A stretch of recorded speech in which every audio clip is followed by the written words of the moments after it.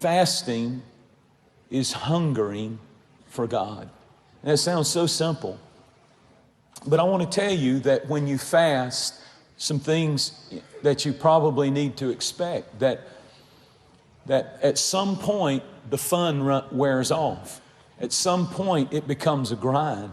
At some point you begin to hear the voice, what's the use? This is stupid. When you want to quit the most, that is the time that the fast is being most effective.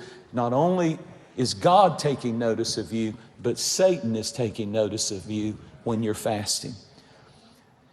There is in your body something called ghrelin, G-H-R-E-L-I-N. Ghrelin, in the simplest way that I can say it, is what makes your stomach growl. Have you ever been sitting? Maybe it's about to happen now already.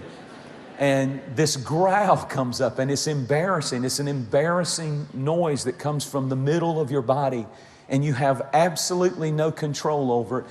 Well, ghrelin is this, it's this hormone. It's called the hunger hormone that causes your stomach to growl, and it's also what triggers the feeling of hunger in your body. Nobody has to go around and try to remember to be hungry, because you have ghrelin, and ghrelin assaults you about once every 2 or 3 hours. And it grumbles and it makes you know that you need to eat. It's that growling noise in your body that will only stop embarrassing you if you feed it a Twinkie, if you feed it a cookie, if you give it a cheeseburger, it'll calm down. And get used to that, because you're going to hear it a lot over the next few days. Nobody tries to remember to eat because you have hunger hormones that stir you up all through the day and say, feed me. You haven't eaten lunch. You haven't eaten breakfast. Feed me. Feed me. How many of you have good ghrelin that works? Say amen. So here's what I'm saying to you. You're going to think that God is recreating the miracle that He did in the book of Joshua when He made the sun stand still. It's going to feel like the day is not moving, and you're going to look at your watch and you're going to think it's got to be 6:30 in the afternoon, and it's going to be 9:30 in the morning, and you're going to be so hungry, and you're going to think time has stopped. This is incredible. I can't do this. This is nuts. But that's when the fast is working. That's when you will begin to understand what Jesus did and what He commanded that His disciples do in seasons of fasting and prayer. And my point is this: I want God to give you such a spiritual ghrelin hormone, spiritual hunger for God, that all through this fast there's a stirring. I need to read my Bible. I need to pray. I need to worship. I need Jesus. I can't have another year like I had. I don't want to go through another year where I just kind of go through the motions of Christianity. I want to hunger for God. And I'm praying that spiritually there's a growl. There's a disturbing thing on the inside of you that says, I need God. I need God. My family needs God. I need to fast and I need to pray. I'm praying that that will become so real that you will reach a point that your spiritual life becomes as active as your snack life. I mean, your snack life, when that hormone of hunger gets going, you're always looking for some chips, looking for some salsa, looking for some almonds, looking for this, looking for that. I'm praying that your spiritual hunger for God is as active as your hunger for snacks.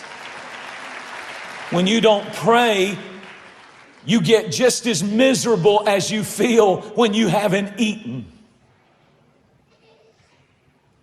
And it begins to grip you at some point. This fun thing, this thing, if you start out with the motive, when I need to lose a few little pounds and so I'm going to go, I promise you that's going to wear off real quick, and your mind will tell you there's a whole lot of easier ways to lose weight than this.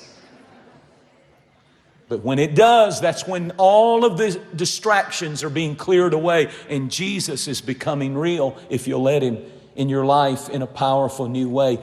And that annoying, gnawing hunger that we get when we don't eat physical food, I'm telling you that now you're going to have that same gnawing in the spiritual dimension for spiritual food. And I pray that somebody says, I want a spiritual hunger to grip me. I want to ask you a question. Are you hungry after God? Are you willing to say in 2020, I'm not willing to live this year like I did with some things last year. I'm not willing to sit here and just go through the motions because I'm hungry. And fasting is hungering for God.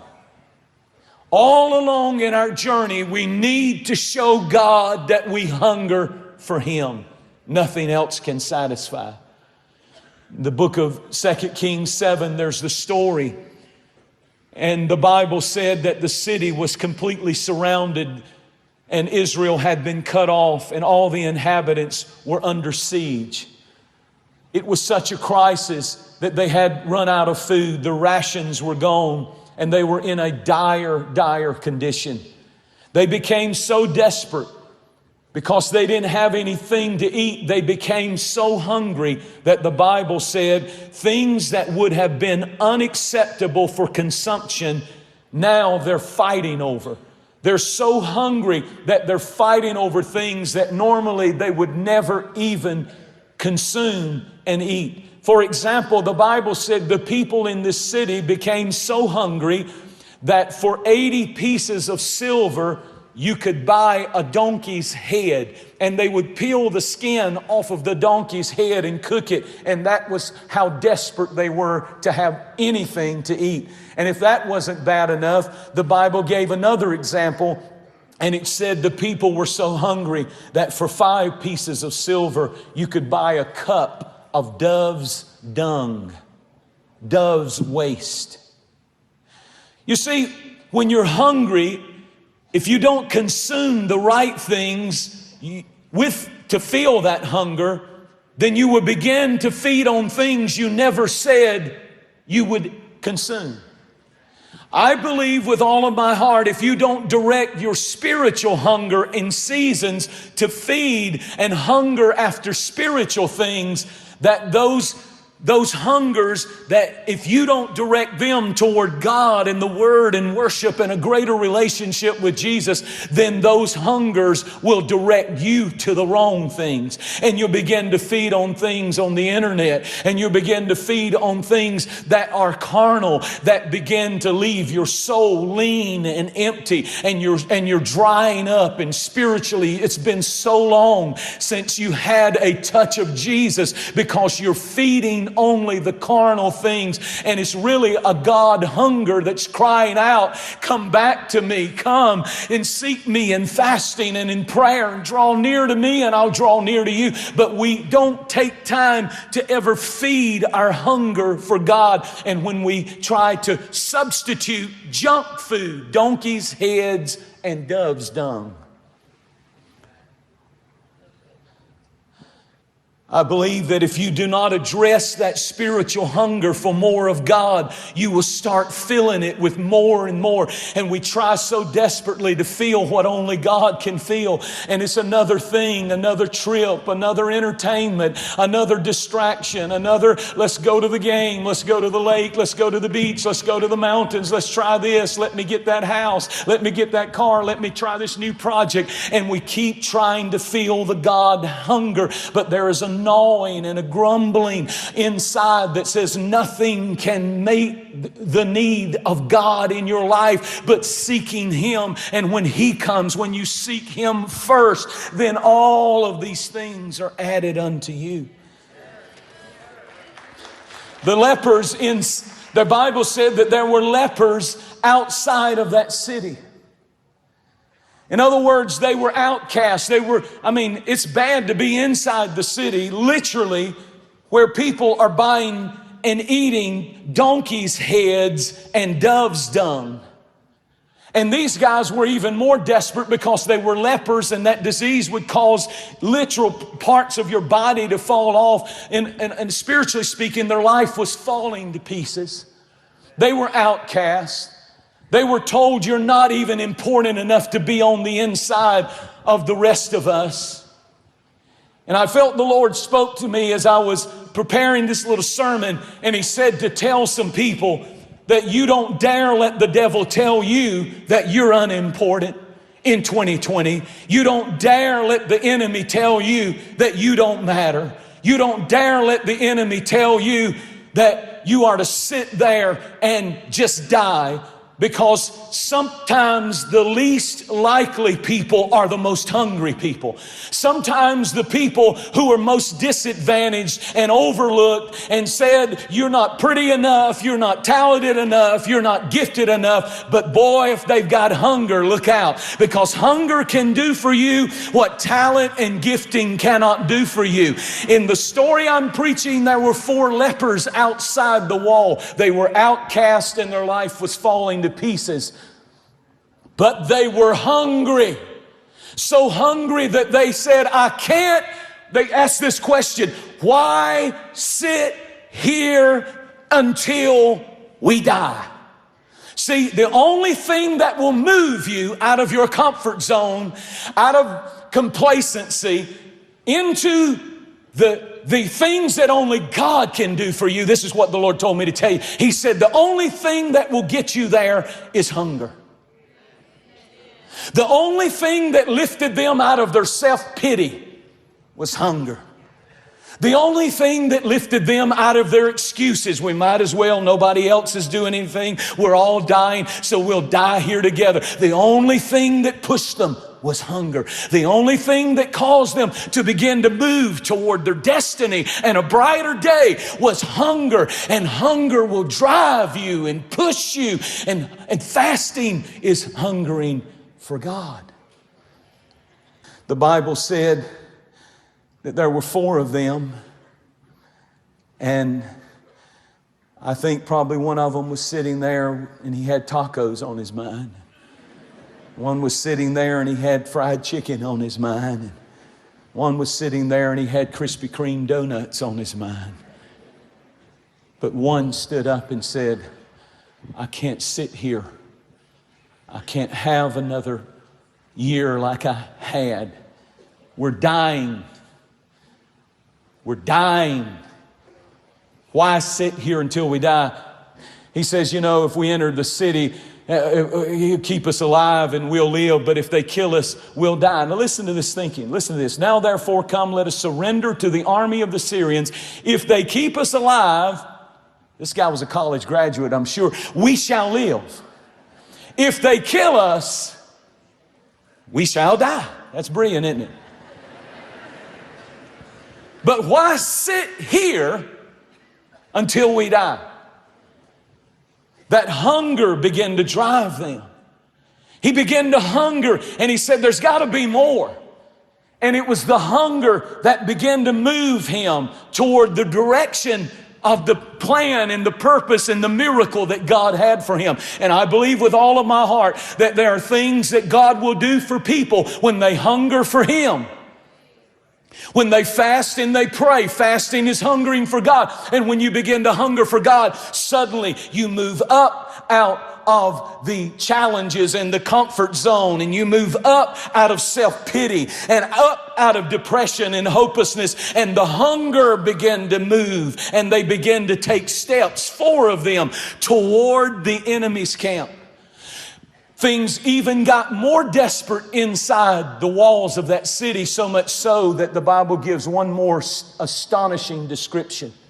They became so hungry that the Bible said they began to boil and eat their own babies, their own flesh and blood and make bargains and say, we eat your child today, we eat my child tomorrow. See, we don't understand hunger. We don't understand hunger. I'm talking about people who were so desperate that with hunger.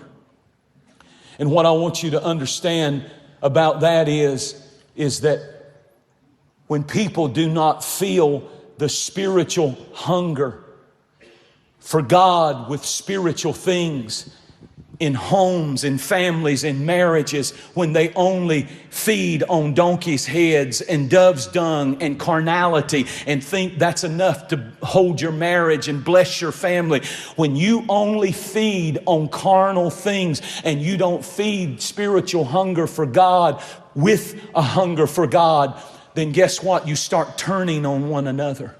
You start devouring one another. You start attacking one another. And the enemy comes and divides families and divides homes. And it's really a sign of a growl for somebody who needs to begin to consume spiritual appetite and get a hunger for God that changes our attitude, that opens our eyes to the bigger things, not just devouring one another. I'm praying that somebody will hear me preaching that will say, I cannot have another year like I had. I cannot sit in this addiction for another 12 months. I refuse to live like this again. Something's got to give. I'm desperate and I've got a hunger for God that only God can fix and God can fulfill and God can do in my family and in my home. The Bible said in Lamentations 4 and verse 9, to be slain with the sword is better than to be slain with hunger. One translation said it's better to go down fighting than to sit there and die. For good or bad, hunger drives you. Esau came home from a hunting trip in the Bible, and the Bible said he was so hungry that he was almost home. But his brother Jacob came out and he said, listen, I'll offer you a bowl of beans, spiritual hunger, but I'll offer you a bowl of beans if you'll give me the birthright. And in a moment of weakness, because he did not feed the hunger for God, he tried to put carnal things in for the hunger of God. And that's why fasting is so important. That's why it's not for people all around you, but it's not for you. This is for you, sir. This is for you, dad. This is for you, business person. This is for you, college student. This is for you. God says there are things that hunger will take you to that you will never reach until you hunger for me, because I have it all. I am the one who lifts one up and pulls another down. I am the one. And you know what he promised in Matthew 5? They that hunger and thirst for righteousness shall be filled. The Bible said that Esau lost his birthright because he fed that real hunger with donkey's head, so to speak, and dove's dung instead of a hunger for God. I close with this. What got the prodigal son out of the pig pen? What made him come back home to the Father? What was it? It wasn't the smell of the stench. It wasn't the disappointment of the friends who abandoned him after he had spent all of his money. It wasn't the filth that he was living in. None of those things got him on the path back to the Father's house. It was one thing that brought him back to the Father. In Luke 15 and verse 17, he asked a question. How many of my Father's servants have bread enough to spare? Listen, and I perish with hunger. The thing that drove the prodigal son up and out of the pig pen and the filth back to the beauty and the love and the grace of the Father's house, he said it himself, I am hungry. It's hunger that will cause prodigal sons and daughters. When somebody is fasting for them, hunger will wake them up in the pig pen. Hunger will wake them up in their addictions. Hunger will wake up the backslider. And if they won't fast for themselves, when we begin to fast, when we begin to pray for our families, for our sons, for our daughters, when we do that, God says, I will use hunger as the force that drives and pushes them on to the path back to the Father's house. When nothing else works, pleading and trouble with the law and all kinds of things and all kinds of ramifications of that life. When nothing else works, Jesus put it like this in Mark chapter 9. This kind cometh not out but by fasting and prayer. There are some of our family members, our friends, our associates, people that you work with, people that you do life with, and they're lost and they're on their way to hell. And the only thing that's going to get them out of the muck and the mire and on the path back to the Father's house is hunger. And fasting is hungering for God. And when a church with thousands and thousands of people here and by internet and at all of our campuses comes together, and my stomach's growling at 1 a.m., but your stomach is growling at 2 a.m., and somebody else has a growl going on, and it's like a total irritant to the devil and demons. And they say, the scripture said, this kind of spirit will only loose and release its grip on people when people are fasting and praying.